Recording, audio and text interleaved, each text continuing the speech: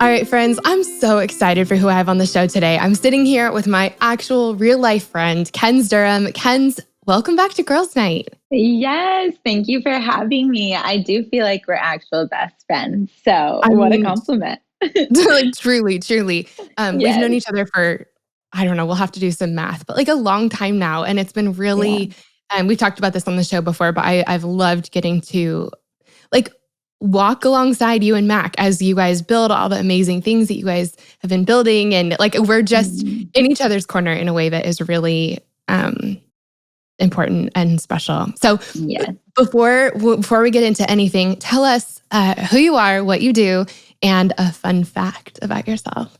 Ooh, fun. Okay. So my name is Kenz Durham, but in my little ministry space, I go by Kenz because I started Delight and For the Girl, which is the two organizations that we lead with one of my best friends that's also named Mackenzie. So we had to distinguish the two of us. She goes by Mac. I go by Ken. So a lot of you guys might know me by Kenz. I think I got the better half of the Mackenzie name, but she might say different. Anyways, I live here in Nashville, Tennessee, just a little ways away from Steph. And okay, a fun fact, this is kind of like a basic fact about me, but fun. I run like an insane amount of miles. I'm a big runner, and you can catch me on a Saturday running like over 20 miles, just out there like Forrest Gump. Yeah. I'm surprised you haven't seen me on the street, Steph, just running.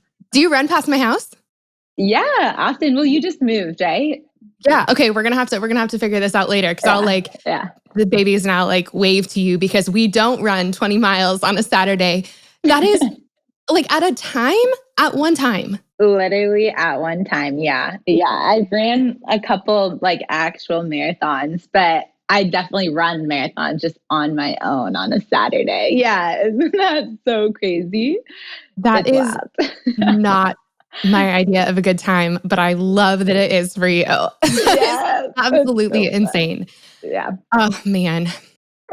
I don't even know what to say about that. Okay, so really quick, tell us for women who don't know, give us like the elevator pitch for Delight and For the Girl, just so that girls, we've had you on the show before and we'll link to all of your other episodes, but I just want to make sure that if this is women's first time tuning in, that they have like some context for what that is. Yeah, for sure. Okay, so when I was in college, me and Mackenzie, we started a girls' Bible study that we named Delight Ministries, basically a space where we could gather women together weekly and really just create like a safe place on campus to feel seen and loved and known and just have like Christ-centered conversation on a regular basis. We needed that, and turns out that like so many other people at our university needed it too. And so yeah, we started this Bible study and it grew and grew. And so eventually we were like talking to friends that went to other universities. We're like, you should start this too. And so that's like really what my college experience looked like. We were starting Delight chapters on other college campuses. And by the time we graduated, we had like 20 other chapters maybe. And then the last few years post-graduation, it's looked like just building Delight and seeing it thrive. I mean, now thousands, I think 14,000 women walk through the doors of Delight this semester.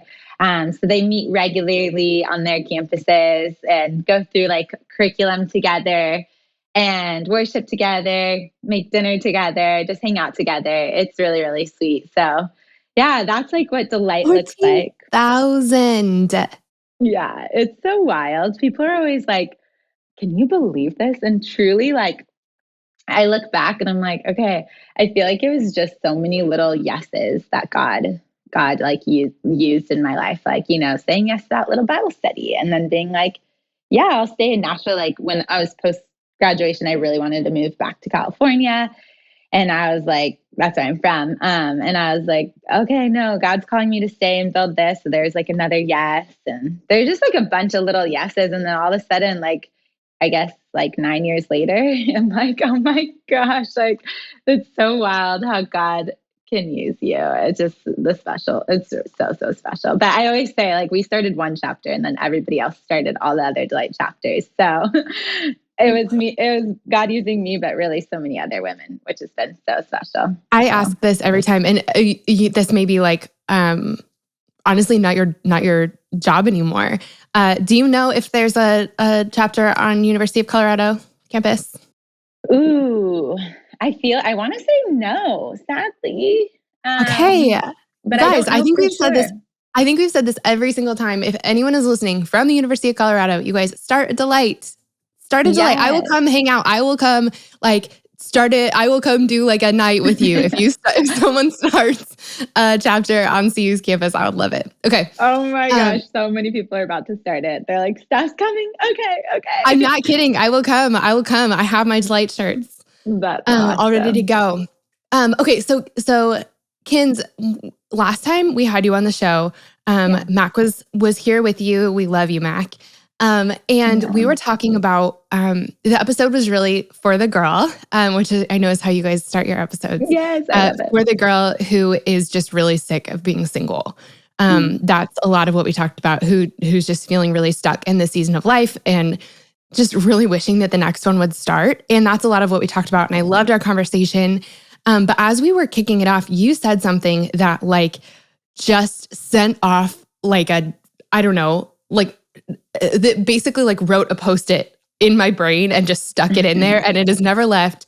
And you mentioned as you were telling sort of your dating backstory, you talked about ending a relationship after a really long time and how that was a really hard thing. And you said, I mean, honestly, trying to figure out how to get like how and when and if to exit a relationship, we could do a whole episode on that. And truly like a sticky note just like pinged in like inside my brain, because I know that there are a ton of women who have found themselves in relationships where they've really like committed. They've been together for a really, really long time. Maybe they live together. Maybe they have a dog together. Maybe they have furniture together. You know, I mean, they like have really built a life with this person. But when it comes to taking the next step, there's something in them that's going like, maybe this isn't right. And then they have to decide whether they're going to walk away from the last however many years and start over, or keep going forward with something that they, you know, have some sort of like check in their heart about. And so because I know you've walked through this, I really would love for you to walk with us through this. And I do want to say, I know that some of the women listening, you know, we have women who are in all different stages of life. And so I know that this may not be, like not everyone may be in a relationship that they're thinking about ending right now. But this could be like work. This could be moving. This could be all kinds of things where it's like, I've really invested a lot in this.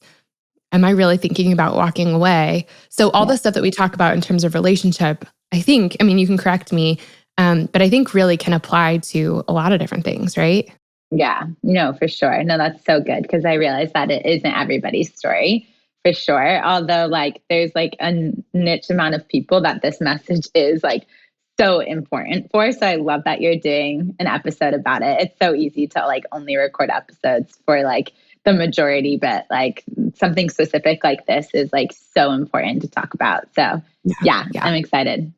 Well, okay. So tell us the story. Tell us about this relationship. Like, how did I mean, share as much as you feel comfortable sharing. But we'd love to know just like who this person was, what your relationship was like, how you met, just anything that you feel like, you know, is important. Yeah, for sure. No, that's awesome. Okay. So I met, I guess Mac is always like, don't say names, but I feel like whatever. It's the most general name ever and nobody will know. So anyways, Joe, his name was Joe. And we met, my freshman year, actually during freshman orientation of college. So, like I said, I moved from California to go to college here in Nashville at Belmont University. So made a huge move in my life and almost immediately met this guy. And we met in that little freshman orientation group and we were friends for probably majority of freshman year and then started dating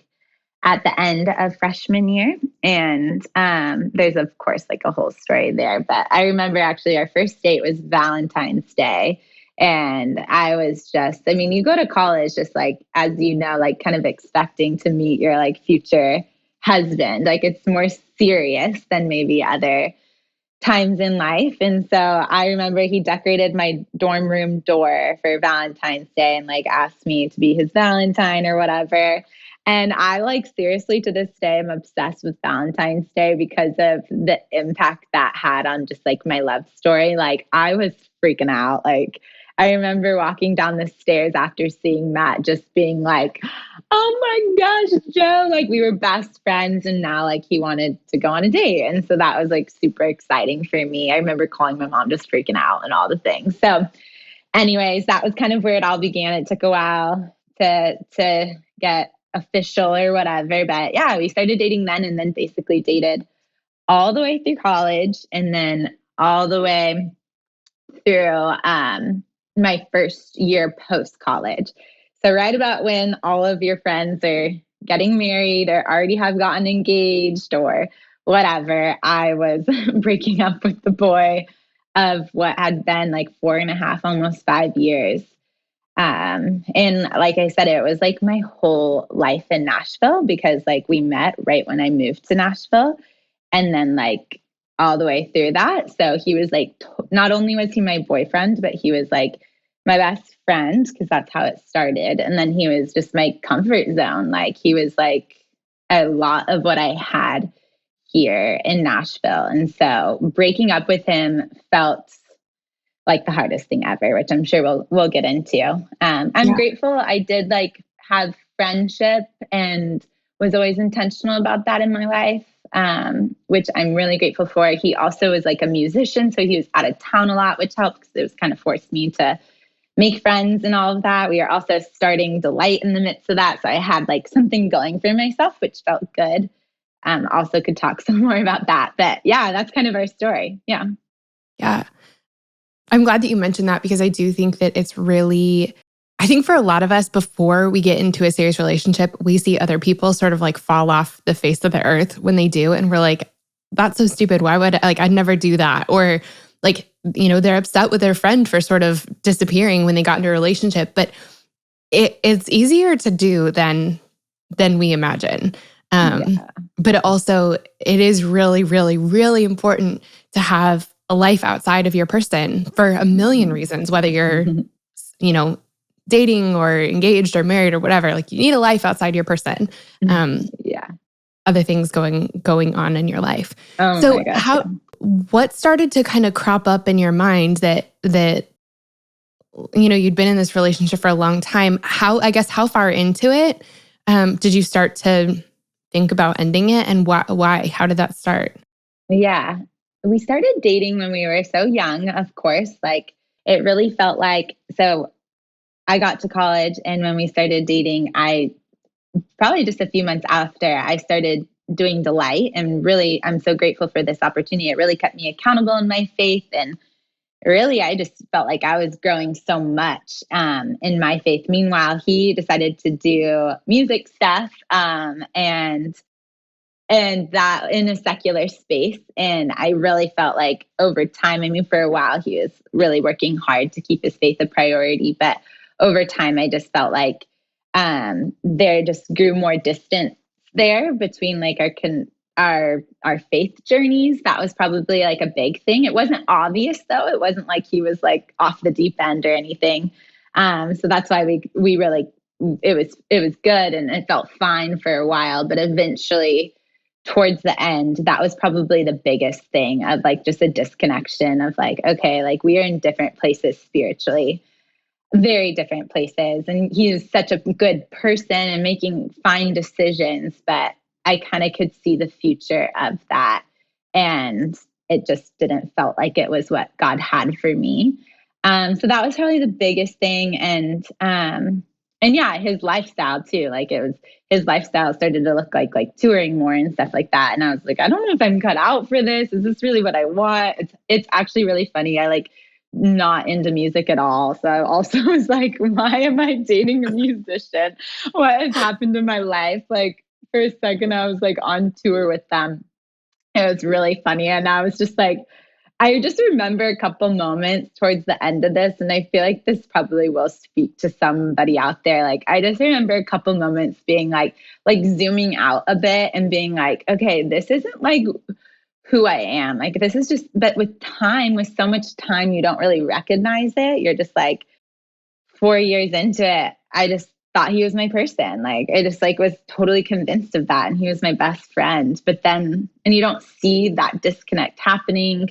And then, but there are a couple moments where I would zoom out and I was like, okay, like, I don't know if this is really where God wants me to be. And I can kind of see the future of this. And this is out of character for me. This is, our passions don't align, our lifestyles don't align, and our faith isn't aligning. So it kind of became clear, but there were small moments. Yeah, I was actually at a worship night like 8 months before I broke up with him. And it was like a Tuesday night, and the pastor was doing kind of an altar call of like surrendering things in your life. And I remember just God pretty clearly saying, like, this is your time to like surrender this relationship. Obviously, that felt like so hard and nearly impossible. And so I did go forward. It was like, come forward at the altar and lay this thing down. And I did. And in the moment that felt good, but then like just couldn't break up with him. Like I said, it was like losing so much. And so, yeah, I like thought it was probably for 8 months. It really truly felt like a spiritual battle. Like, I really feel like every day with my time with Jesus, I was just like asking him, I was like, should I break up with him? Should I not? Should I do it or should I not? And like couldn't get clear answers and felt so torn. And like obviously that was affecting our relationship between Joe and I, and my faith relationship and my relationship with Jesus. So there's just like so much confusion there for so long, and just truly couldn't bite the bullet. I couldn't make a decision to walk in obedience because it felt scary, honestly. But yeah. I have my brain is like fireworks right now. I have so many things I'm thinking about. So one of them, you talked about how his faith was like sort of, maybe from the outside looked like it was similar to yours, but you could feel that you were like really growing in one way and he like wasn't as much. I know that there are women listening who are like, I'm stronger in my faith than my boyfriend is. And is that like, is it a must-have that you should be at the exact same place? So talk to us about that a little bit. Why was it important to you that you guys were in not just even like the same neighborhood spiritually, but like in the same house, I guess? Yeah, for sure. Yeah, I wouldn't have known it in the moment. So I understand that. I understand where those girls are coming from. Like, because in the moment you're like, okay, like he's so kind. He was like the nicest person to everybody, personable, loving, kind.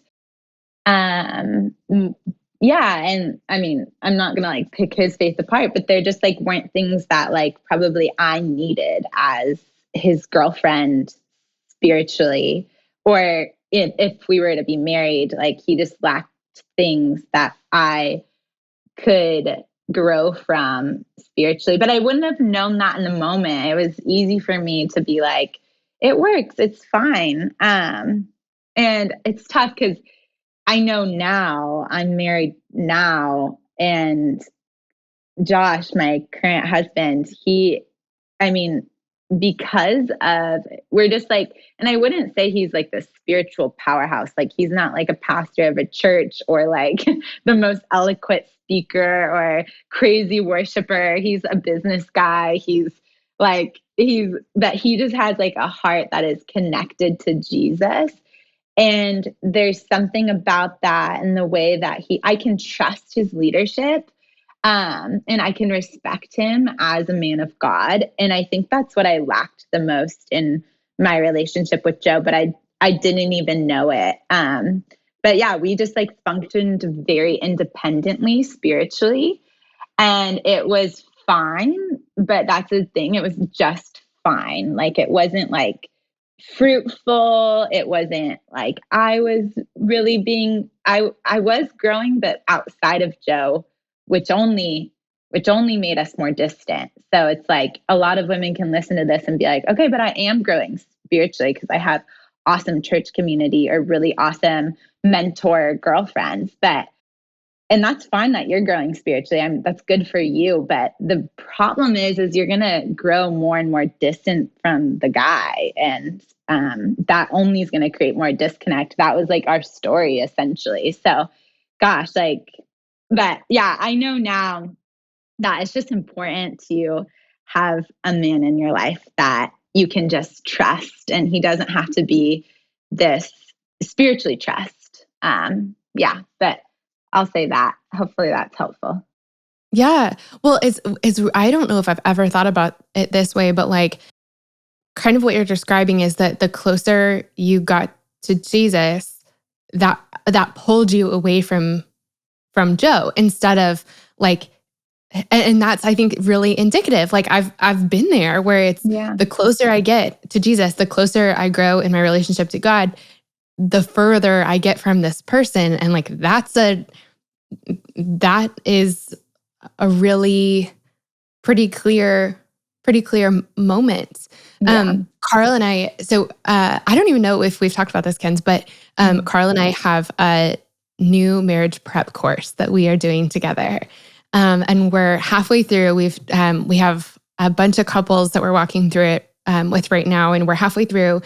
And it's been really, really fun because it's been things that Carl and I have learned over the last 8 years and things that we've been talking about with couples like in our actual lives over the last, 8 years, but we're getting to actually like share the things that we've learned in a wider sense.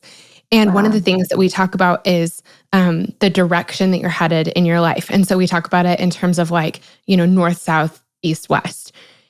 And this can be your career, this can be your dreams, this can be, your faith, like, whatever, pick a category. But if you decide that you're walking north and your person that you want to walk with is walking west, well, you can't, if you're holding on to each other, you can't get north and west at the same time.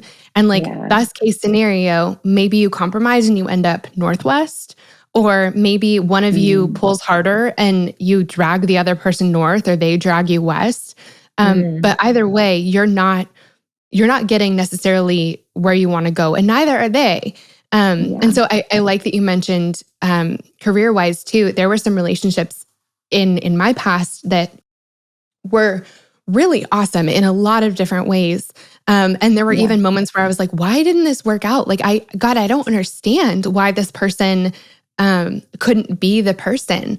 And it, after some time and some hindsight and then meeting Carl and seeing like what our life together gets to look like, it's, there were people who I couldn't do the things that God created me to do in the world if I was married to that person. Like our callings didn't align, our dreams didn't align. And so like you're talking about with Job, standing there at one of his shows being like, how did I get here? This isn't like, this is a good thing for you, but this isn't, me being here isn't like conducive to me being who I was created to be.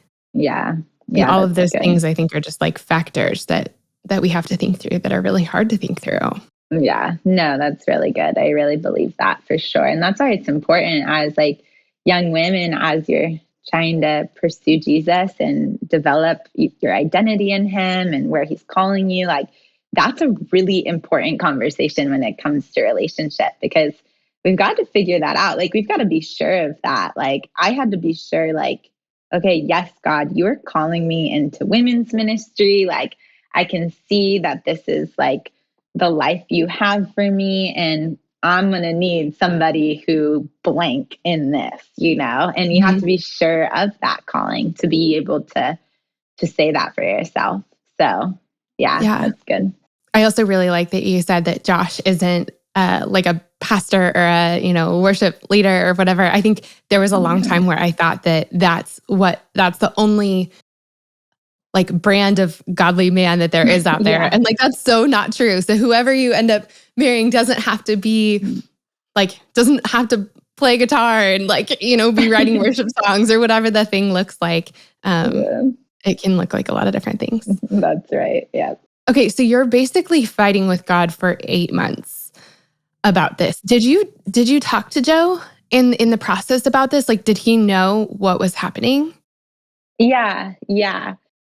Some. I did some. And that's what made it hard because yeah, like I was just kind of there were moments where I was honest, like there were probably even moments where I semi tried like a weak effort to like end the thing, but it wasn't out of obedience or courage. It was more so like, let's see if this happens to end the thing or something. I was like trying to be so sensitive because, of course, in a breakup, there's two people that are going to be, I was going to be devastated from it. And I knew he was too. So that was a part of it too. It was like so sad for him as well. And so, yeah, we like talked a bit about it. You know, I have questions and even maybe sometimes like, hey, you're going to really need to grow in this area, and then not seeing growth in that area, or hey, like just so you know, this has been really hard for me. I need you to, or like it'd be awesome if we could like go on an awesome date and talk through this, and then maybe feeling let down again in that area. So Mm. there was a lot of feeling let down, a lot of prayers not being answered, and a lot of hard conversations that every time were pretty heartbreaking and leading us inevitably to break up. But like I would say those 8 months were pretty much like very sad, and it clearly wasn't working out, but no one had the courage to like to end the thing. So yeah, Yeah. I think it was like 8 months of a hard place for sure. Okay, so then how did you guys are having these sad, hard conversations for 8 months. You're talking to him about some of your concerns and telling him like, hey, this is something that I would need to see change if our relationship's going to go forward, but those things aren't changing. How did Mhm. you guys how'd you end up finally breaking up? What did that look like? Yeah, it's actually kind of interesting. So going into like this, it happened over the summer at some point, and going into the summer, so maybe like sometime in May, I like kind of made a little vow with Jesus. I was like, okay, and I don't know if this is right or wrong. I don't know. But I was like, I'm by this date, which was the end of the summer, it was like sometime in August, if like things don't change, or if I don't like hear you say like you definitely should continue this relationship, then like I'm going to break up with him for sure. And I don't know if that was like kind of my easy way out of like, let's see if we could just make it work for a little longer. I don't know what it was, but it helped because essentially that date came around. And this is a sad story. It was my best friend's wedding. I was in her wedding on this day. And I was he came to the wedding. My parents were at the wedding. It was really fun wedding. But I remember getting ready for the wedding that day, being like, yikes. Like, and I still didn't know if I was going to do it, honestly, because I feel like I had some weak efforts before, like I said. So I don't even know. It was like a very blurry, like, as you probably could imagine, my spirit was just so confused. And that's like the really sad and terrible part of this season, was that it was like spiritually so draining. Like, yeah, I mean, I could go off on that, but just quickly, like I was trying to do ministry in the midst of this. I was trying to start a ministry in the midst of this. I was trying to pour into people's lives. I was trying to write curriculum, all these things. And I just like had nothing in my tank. Like I would sometimes be able to like not think about it, but it felt like so all consuming, which was another reason why I felt like was like, I got to end this, like for the sake of my calling, for the sake of like what God's doing in my life, like I got to end this. And so even for the sake of like friendships in my life, like even if it wasn't for this big ministry thing, like if it was just for friendships, if it was just for like my own health, like mental health, like I needed to end the thing. So anyways, this day comes. I'm like, go through the whole wedding thing, and I'm in the car in my like bridesmaid gown, essentially, and I with Joe, and I outside of his house, and I was just like, yeah, we gotta like end this thing. This isn't working. It's so sad. I see these photos because, of course, it's like days now documented on my Facebook page, and like Facebook kind of LOL. But I feel like it was before everything was on Instagram, and it just like I have some weak moments. Well, actually, no, I don't think I intentionally go and look. I feel like sometimes I'm just like scrolling through my Facebook photos for another purpose, and I like see them, and I'm just like, oh my gosh, this day was so heavy. But anyways. Yeah, I just ended the thing in the car with him, and thankfully my mom and my mom was in town, so that was really sweet. And my sister was I lived with my sister at the time, and that whole night I just remember just crying. It was super devastating. But there is a sense of relief as well that comes with just finally doing the thing and having like a lot of times what stops us from breakups is simply that conversation. Like that conversation in itself is like that's like the hardest moment, honestly. And then after that, it's like, okay, I just have to like deal with myself and the sorrow, which feels a little less than dealing with somebody else as well. So that felt like really relieving. And then also like spiritually, just like having made a decision and walking in obedience felt very relieving almost immediately. And we could talk about the post season in a second. I know we're going to be running out of time, but yeah. No, yeah, I was going to ask about that. Like, what did I've been through breakups where like you break up and then 2 days later you're talking because this is your person. Like you've talked about, like, this is your best friend. This is your safest place. This is like the person who knows all of your inside jokes. Like they are the other half of your inside jokes. So it's like everything that you wanted, like it's so hard not to reach out to them. And so that ends up prolonging a breakup and making it really messy and murky. So what kind of things did you put in place to make it so that this wasn't that? Yeah.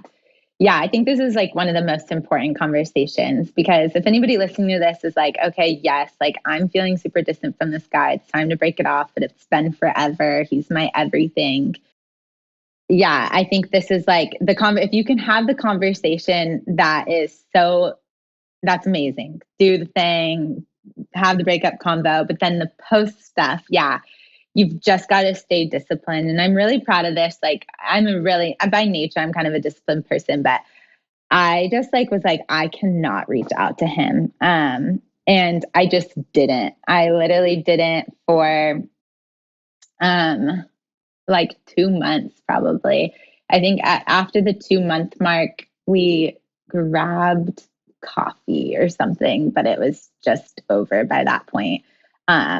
But like, and I don't even know why we grabbed coffee. I can't really remember. It was just a quick situation, but that like helped with probably closure and everything. But like literally, and then we didn't talk after that. But for 2 months, there was not a single text exchange. There wasn't a single DM exchange. There was no communication, and that was really hard.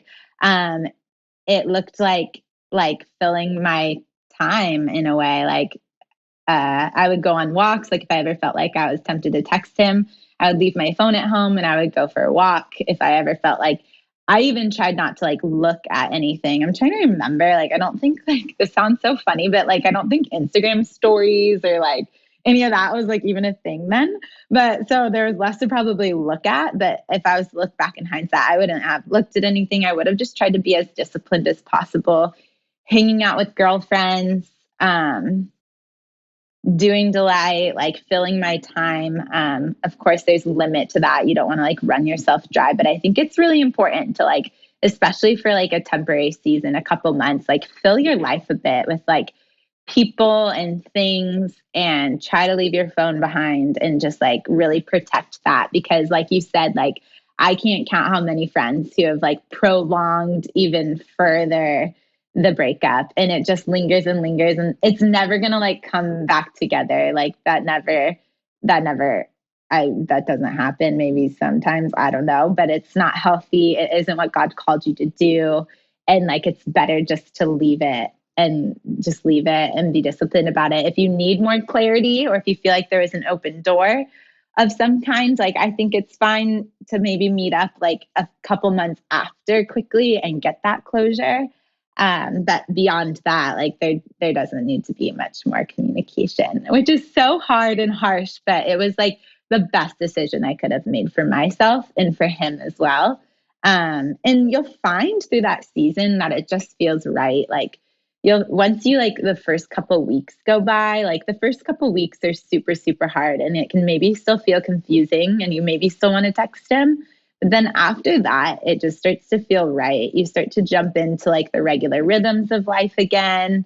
You start to like reconnect with friends again. You start to like think of other people you could like be with, and that feels fun again. And like pretty quickly, it does like turn around, but you need that like buffer of time for sure.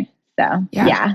I feel like, you don't have to like unfollow them necessarily, or I don't know if that feels like too, especially with someone like Joe. It's like he didn't do anything wrong. Like it wasn't like you were mad. It was, but this is best for us. But I think like, utilizing the mute button or the, on Facebook, you can unfollow someone without unfriending them or whatever. I mean, there are, and also their friends. Like you don't need to see, I mean, I feel like those were some of my hardest days post-breakup, was not even just seeing like his profile, but seeing someone else have him in a story or a photo or something like that. Not story, because again, that wasn't a thing during my last breakup. But but it's like a stab to the heart, and you don't need that. And like you just need to kind of protect and insulate your heart for a little while. And so using technology to do that is a really good thing.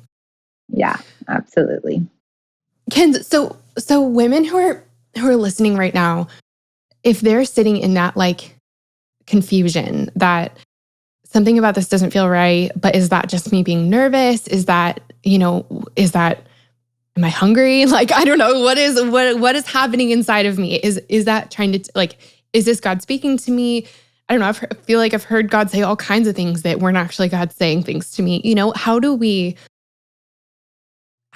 figure out if what we're feeling and hearing is something we need to listen to, or if it's just butterflies and we're hungry and we need a nap, Yeah, for sure. I think like we kind of hinted at it later, at least my story probably shows some clarity to that. Like when I started to have questions, like when God first spoke to me to lay this relationship down, or at least like kind of spoke to me, I don't even know what that was. Like after that, I started to have those conversations or those prayers, like, and I think this is important for you, like start praying for something. Like if there's like a really weak part of your relationship or something that would definitely need to look different, like start praying for that thing to look different, and then see how God shows up in that. And like things will become clear. Things he either will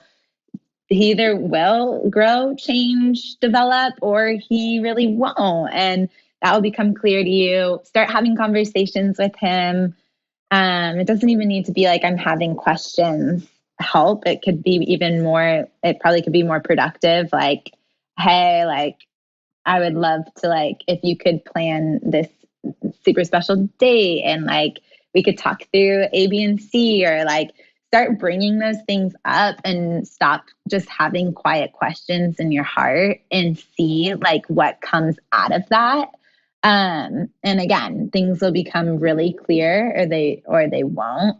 And through it all, you've just got to have courage. You got to be certain of your identity of who God called you to be. I've just seen so many women just, I loved Joe so much. Like I could go on a whole spiel of how that felt like so good and right. And he felt like so much my person. And I sit across the table with so many women who feel the same way about the guy they're dating.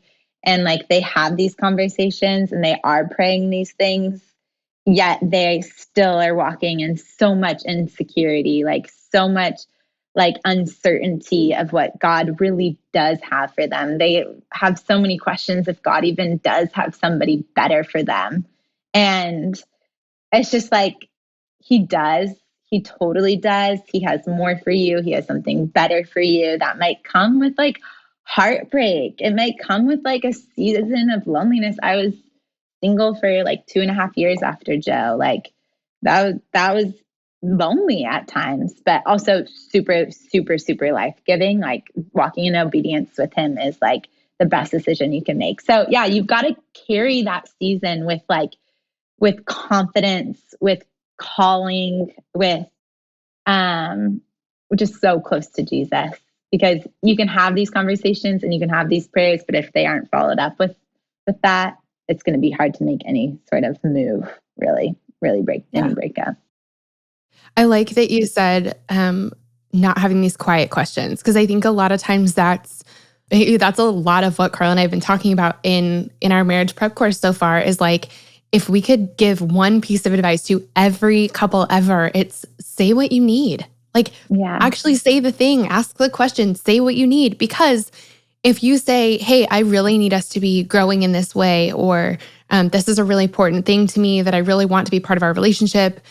Can we talk about this over a date? Will you please plan a date for us? And they don't do it, then it's not a matter of like, are they a mind reader or not? Like, no one is a mind reader. No one's going to be good at that. Everyone's going to fail every time at anticipating your every want and need. So that's not like, I'll know that this is right if they read my mind. They're going to fail. So you're telling them, hey, this is what I need. And then you're getting to see whether they care or not, or like care enough to do something, or, whether they're capable of showing up for you in that way. But you won't know until you really ask. And then you have a new set of like a new piece of information that you can use to make your next decision. Yep, that's right. That's so good. What would you say to the woman who is like feeling like, I have invested so much in this relationship. Like, we've been together for so long. And yeah, maybe they do live together. Maybe they have a dog together, or, maybe there are just different pieces of their life that has been tied together for so long that they're really going to have to like do some surgery to disconnect things. What would you say to her? Yeah. Oh my gosh. I would just say that like the other side of your obedience, like, is going to be so worth it. That although the moment of transition, gosh, the breakup conversation, moving the boxes out and having the dog split situation conversation, or leaving the dog, taking the dog, I don't know what that could look like for you. It's all going to suck and it's going to be super hard. And so hard and devastating and heartbreaking and sad. And there's going to be a lot of tears and it's going to be rough. But then it's going to be a lot better than what you're living in right now. Like, the Lord is going to show up in like the most miraculous ways.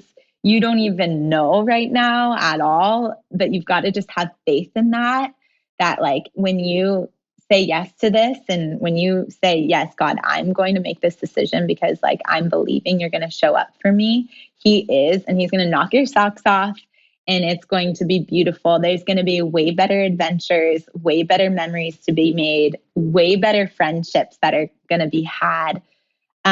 Your calling is going to unfold, like all of the like messiness, confusion, all of that ugly, heavy stuff that's going on in your spirit right now, it's going to be gone and there's going to be a new start. And it's like so worth it. So if you can, which I know you can because you are courageous and brave and strong, because that's how God created you to be. If you can do that, which you can, break it up and move out the things and go through the hard stuff for just a couple weeks, maybe a month, maybe 2 months, but like then like 5 years later, a year later, it's going to be so worth it. Oh, Kenz, that's so good. That is so good. Do you, is there anything else that you needed to hear when you were going through this? Like practical, like for real, do not text him, or I mean, just anything else that you really needed to hear, big or small, practical or more like heart focused. You want to share? Gosh, I do feel like we talked about some of the most important things, and I'm so glad we did. But yeah, as I was sitting here, I was thinking to myself, like maybe there's somebody who's like, oh, it took her 8 months, like to break it off. Like I have questions right now, and I'm unsure. I but it is like, oh, I'll take 8 more months with him and just like figure it out and like whatever.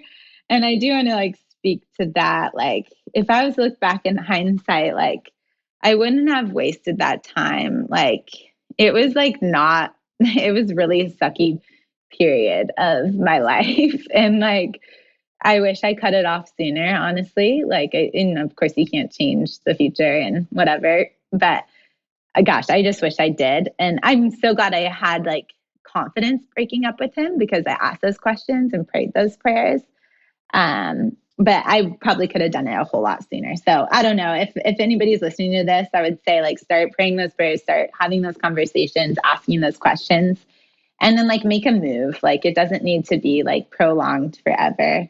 And I definitely think it really negatively impacted like that whole young adult season of my life. And it didn't have to probably as much as it did. So yeah, just like taking action and being courageous and doing the thing. And I know it's hard, but healing will come a lot sooner. So yeah. Yeah. But yeah. That's what I was thinking about is like that the conversation in the car, like that is what everyone is dreading. Like I like can't bring myself to have that conversation because it's going to hurt so much.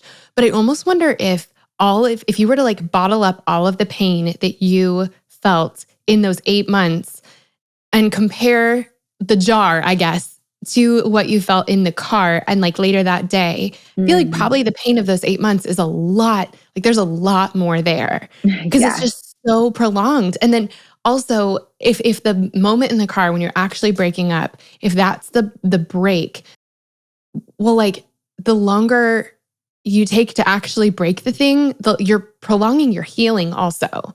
So like the sooner you get the break over, the sooner you can actually start to heal. Yeah. That's right. Oh my gosh, that's so good. Yeah. I just thought of the funniest analogy. I don't even know if this is too inappropriate, but oh my gosh, I just thought of this. Okay, Steph, do you get your bikini waxed? My gosh. Yeah, I mean, I think it's been a little too long at this moment, but yes, I absolutely have consistently in different seasons of life. It's literally the same thing. Like recently I prolonged the appointment and my bikini hairs were so thick and so long that the appointment was the most horrifying thing ever. And I actually canceled the first appointment. I like literally had an appointment where like I should have just done the thing, but I was like I weaned out.